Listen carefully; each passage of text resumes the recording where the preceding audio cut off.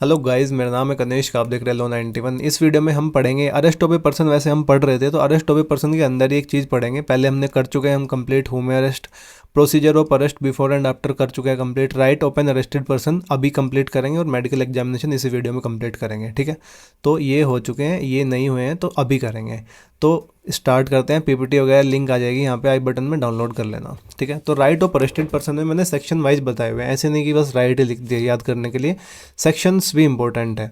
Section 38 बताता है right of an arrested person, मतलब right of arrested person to meet an advocate of his choice during interrogation के time पे arrested person के पास right होता है कि वो अपने चॉइस के एडवोकेट से मिले। ठीक है, अब इसमें इंपॉर्टेंट लिमिटेशन क्या होती है कि advocate does not have to be present throughout the entire interrogation. Advocate को एंटायर इंटेरोगेशन में प्रेजेंट नहीं होगा वो बेसिकली। ठीक है, तो 38 सेक्शन यही कहता है कि अरेस्टेड पर्सन के पास राइट है अपने चॉइस के एडवोकेट से मिलने के लिए ड्यूरिंग द इंटेरोगेशन। सेक्शन 46 आता है आगे, know unnecessary restaurant on arrested person. ठीक है, हैंडकप वाला सेक्शन पढ़ा था ना, तो सेम उसमें भी बताया था मैंने कि अगर एक पर्सन अरेस्ट किया जाता है, पुलिस यूज कर सकती है उसको as much restraint as necessary to prevent him from escaping, मतलब भागने से रोकने के लिए जितना जरूरी फोर्स है, ठीक है, जितना जरूरी रेस्ट्रेंट है उतना ही यूज कर सकती है। पुलिस अननेसेसरी फोर्स या फिर एक्सेसिव रेस्ट्रेंट का यूज नहीं करेगी जस्ट बिकॉज एक पर्सन अरेस्ट करने आप जा रहे हो। ठीक है, एग्जाम्पल से बताता हूँ, मान के चलो ए को अरेस्ट करने जा रही है पुलिस, ए कोऑपरेट कर रहा है पुलिस के साथ, तो वहां पे कोई रीजनेबल पॉसिबिलिटी है ही नहीं कि ये ए एकदम भाग जाएगा। ठीक है,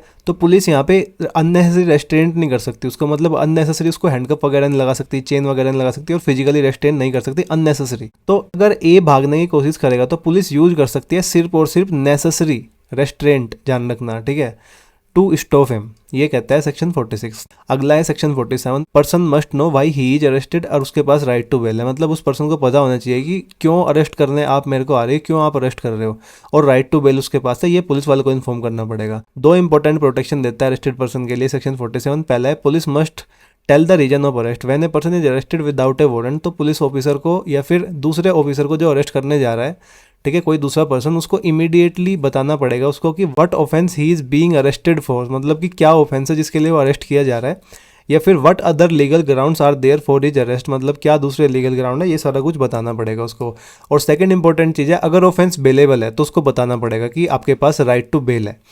अगर पुलिस अरेस्ट करती है किसी पर्सन को बिना वारंट के फॉर एन ऑफेंस जो कि बेलेबल ऑफेंस है, ठीक है, तो पुलिस को बताना पड़ेगा कि you have a right to be released on bail, आपके पास राइट है कि आप बेल पे छूट सकते हो। पर्सन को यह भी बताना पड़ेगा कि आप अरेंज कर सकते हो श्योरिटीज वगैरह अपने रिलीज के लिए। ठीक है, तो ये हुआ सेक्शन 47। अब इसमें एक इंपॉर्टेंट केस है मधुलिमाय वाला 1969। इसमें सुप्रीम कोर्ट ने कहा था कि आर्टिकल 22 का 1, वीडियो जब शुरू हुई थी ना, सबसे पहली वीडियो देखना अरेस्ट की, उसमें कॉन्स्टिट्यूशन के आर्टिकल्स बताए थे मैंने। ठीक है, तो सुप्रीम कोर्ट ने कहा था कि आर्टिकल 22 का 1 of the constitution require an arrested person to be inform as soon as possible of the ground of his arrest. ठीक है, the court describe this requirement as an important safeguard. इस case में court ने बताया था कि ये एक इंपॉर्टेंट सेफगार्ड है, उसकी जरूरत है, और ये एक इंपॉर्टेंट सेफगार्ड है personal liberty guard. Arrested person must know why he has been arrested, arrested person को जानना होगा कि वो क्यों अरेस्ट किया गया था, so he can properly exercise his legal right including consulting a lawyer and challenging his detention वगैरह, ये सारा कुछ। ठीक है, आगे चलते हैं सेक्शन 48। सेक्शन 48 बताता है when a person is arrested his family friend should not be left unaware, मतलब कि उनको पता होना चाहिए। सेक्शन 48 एक्सप्लेन करता है हु मस्ट बी इन्फॉर्म, कब और कैसे, ये सारा कुछ करता है एक्सप्लेन सेक्शन 48। तो इसमें 3-4 इंपॉर्टेंट चीजें हैं। पहला है police must inform a relative और फ्रेंड, मतलब कि when person is arrested police must immediately inform करना होगा उसके रिलेटिव को, उसके दोस्तों को, या फिर any other person named by the arrested person, मतलब जो अरेस्टेड पर्सन कहेगा, जिस बंदे का नाम लेगा उसको इन्फॉर्म करना पड़ेगा। किस बारे में? अरेस्ट के बारे में, and where the arrested person is being kept, कहाँ पे उसको रखा जाएगा। Police must also inform the designated police officer of the district. ठीक है, पुलिस को डेजिग्नेटेड पुलिस ऑफिसर को भी इन्फॉर्म करना पड़ेगा इस बारे में।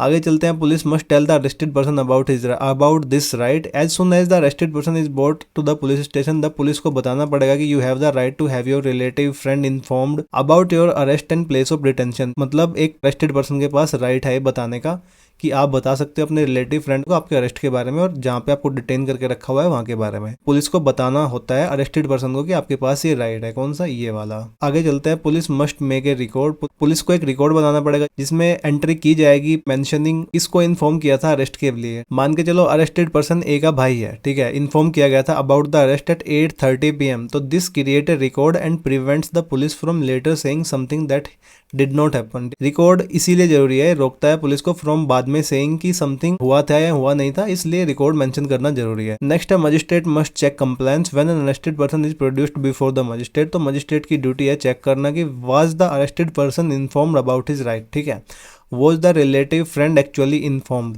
Was the information properly recorded. तो ये सारी ड्यूटी किसकी है, मजिस्ट्रेट की चेक करना। If these requirement were not followed तो magistrate can take note of the violation, ठीक है, ध्यान रखना मजिस्ट्रेट की ड्यूटी होती है ये। नेक्स्ट है सेक्शन 56। सेक्शन 56 कहता है duty to protect health and safety. The person who has custody of an accused must take reasonable care of his health and safety. मतलब the person who has custody, जिसके पास arrested person की custody है, arrested person की या फिर accused की custody है, उसको रीजनेबल केयर करनी पड़ेगी उसकी हेल्थ और सेफ्टी की, ठीक है।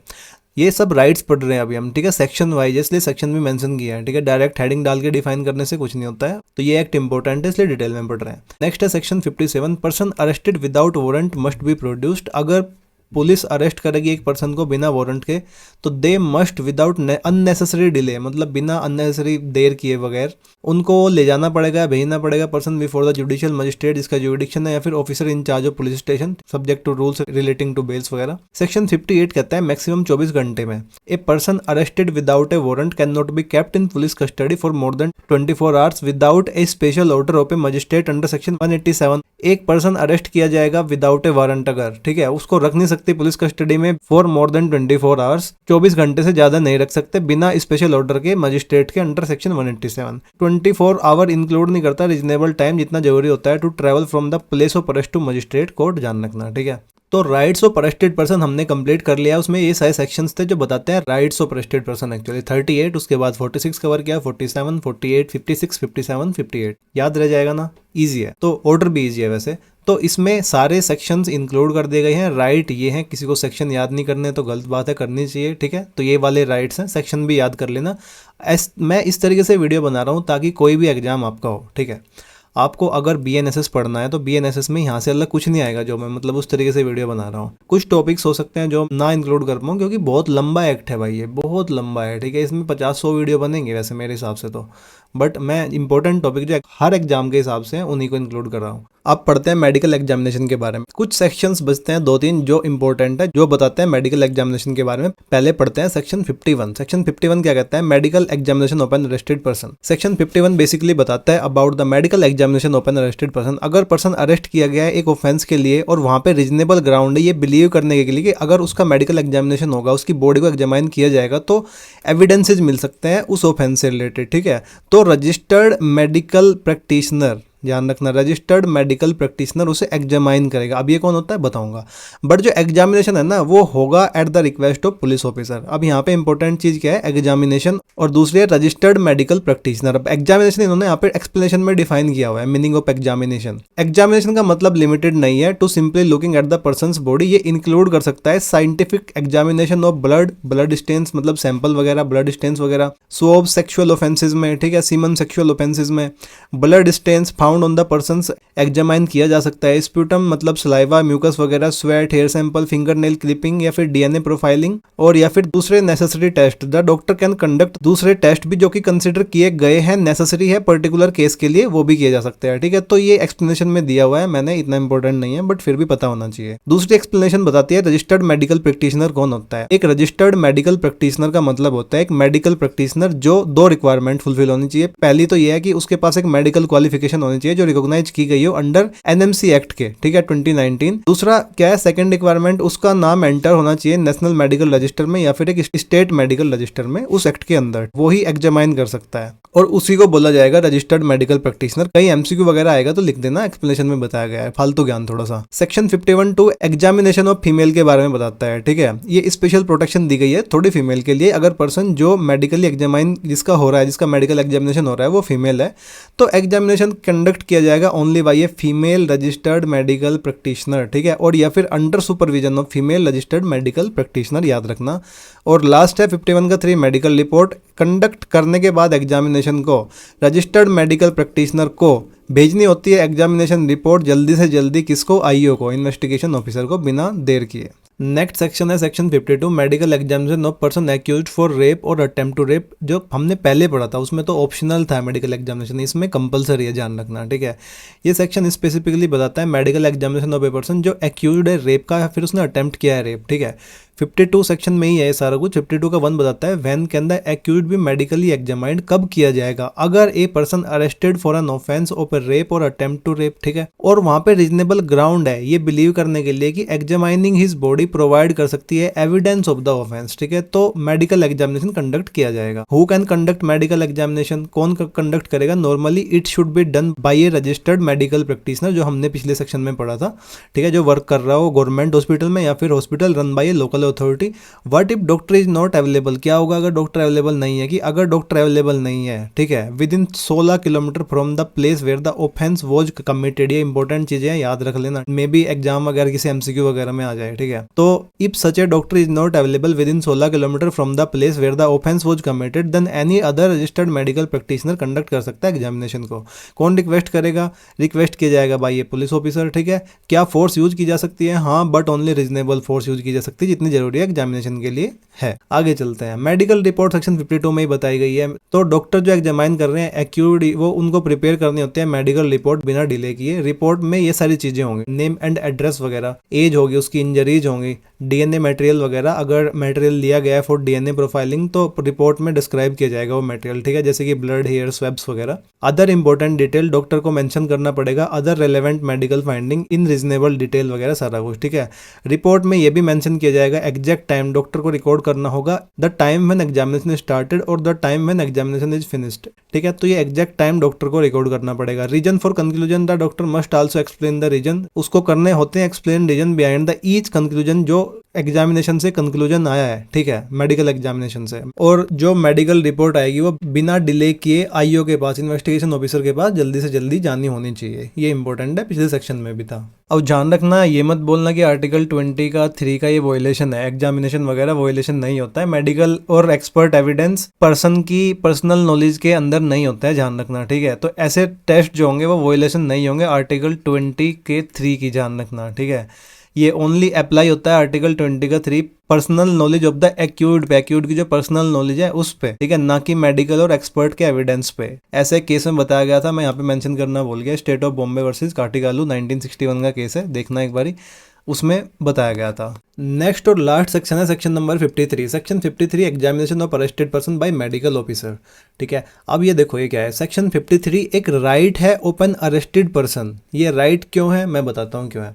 अगर एक पर्सन अरेस्ट किया जाता है तो उसका मेडिकल एग्जामिनेशन जितना जल्दी हो सके अरेस्ट के बाद उतना जल्दी होना है, ये राइट है अरेस्टेड पर्सन का, ठीक है। अरेस्टेड पर्सन करवा सकता है, अरेस्टेड पर्सन के पास राइट है कि उसका मेडिकल एग्जामिनेशन हो। क्यों हो मैं बताऊंगा। मान के चलो एक बंदा है, अब इसकी किसी के साथ लड़ाई झगड़े हो गए, मारपीट वगैरह हो गई, तो जो ये बंदा है, ये जिसको मारपीट हुई है, इसको पुलिस ने अरेस्ट कर लिया। अब इसके बॉडी पे जितने निशान है, इंजरी वगैरह हुई ना, तो उसका मेडिकल एग्जामिनेशन होना जरूरी है और ये आपके फेवर में ही काम करेगा। ये क्यों आपके फेवर में काम करेगा? मान के चलो आपको 4-5 जगह चोटें आई है, ठीक है, तो बाद में पुलिस स्टेशन में जाके आपने क्या किया, बाद में पुलिस स्टेशन में जाके पुलिस ने आपको फिर से पीट दिया और आपको 2-3 इंजरी और 1-2 जगह और आ गई, तो ये मेडिकल एग्जामिनेशन आपकी हेल्प कर सकता है कि मेरे को तो बाद में पीटा गया है, ठीक है। तो ये राइट है एक अरेस्टेड पर्सन का, इसलिए जो ये राइट्स हमने पढ़े थे अरेस्टेड पर्सन के, इसमें ये भी आएगा। मैंने तब मेंशन नहीं किया था बट अभी करेंगे, ये भी आएगा, इसलिए मैं बाद में इसमें इसके लिए रखा हुआ है मेडिकल एग्जामिनेशन के लिए, क्योंकि इसमें बात इसकी की गई है, ठीक है। तो ये राइट है एक अरेस्टेड पर्सन का और ये फेवर में काम करता है एक अरेस्टेड पर्सन के। अभी जो हमने 2 सेक्शन पढ़े थे, ये सेक्शन 51 जनरल प्रोविजन है, ठीक है, medical examination open arrested person, ये जो एक्यूज्ड है उसके अगेंस्ट में काम करता है, ठीक है। और जो सेक्शन 52 है ये एक स्पेसिफिक प्रोविजन है, ठीक है, ये बताता है medical examination of accused person of rape या फिर अटेम्प्ट टू रेप, मतलब स्पेसिफिक ऑफेंस में। अब ये जो हम 53 पढ़ रहे हैं ये इंपॉर्टेंट है क्योंकि ये एक राइट है अरेस्टेड पर्सन का, ठीक है। सेम वही बात लिखी हुई है, फिर भी हम बता देता हूँ। 53 का 1 क्या कहता है मेडिकल एग्जामिनेशन के बारे में, when any person is arrested, तो वो मेडिकल एग्जामाइन किया जाना चाहिए soon after the arrest. Who will examine him, कौन करेगा medical officer working for central government और या फिर स्टेट गवर्नमेंट, या फिर अगर वो मेडिकल ऑफिसर अवेलेबल नहीं है तो रजिस्टर्ड मेडिकल प्रैक्टिशनर एग्जामाइन कर सकता है। ठीक है, प्रोवाइजो 1 वही सेम बात मोस्टली इसमें रिपीट हुई है। अगर मेडिकल ऑफिसर या फिर रजिस्टर्ड मेडिकल प्रैक्टिशनर को लगता है कि 1 और मोर एग्जामिनेशन जरूरी है तो ही she can conduct another examination. Proviso 2 female arrested person के लिए, अगर अरेस्टेड पर्सन एक फीमेल है तो उसकी बॉडी एग्जामाइन की जाएगी by a female medical officer या फिर under the supervision of a female medical officer. अगर फीमेल मेडिकल ऑफिसर अवेलेबल नहीं है तो female registered medical practitioner examine कर सकती है, उसको ध्यान रखना।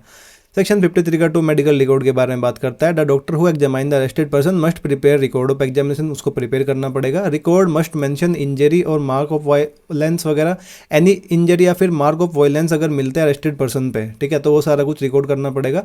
Approximate time of injury, doctor को ये भी मेंशन करना पड़ेगा कि अप्रोक्सीमेट टाइम क्या था व्हेन दोज इंजरी और मार्क्स वर कोज्ड, कितनी देर पहले इंजरी आई थी, तो ये अप्रोक्सीमेट टाइम ये उसमें मेंशन करना पड़ेगा।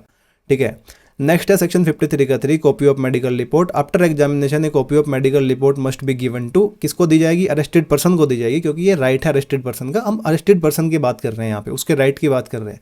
ठीक है, और एक या फिर एक पर्सन जो नॉमिनेट किया गया है बाय अरेस्टेड पर्सन उसको दी जाएगी। समझ में आया? मेडिकल एग्जामिनेशन यहाँ पे कंप्लीट होता है।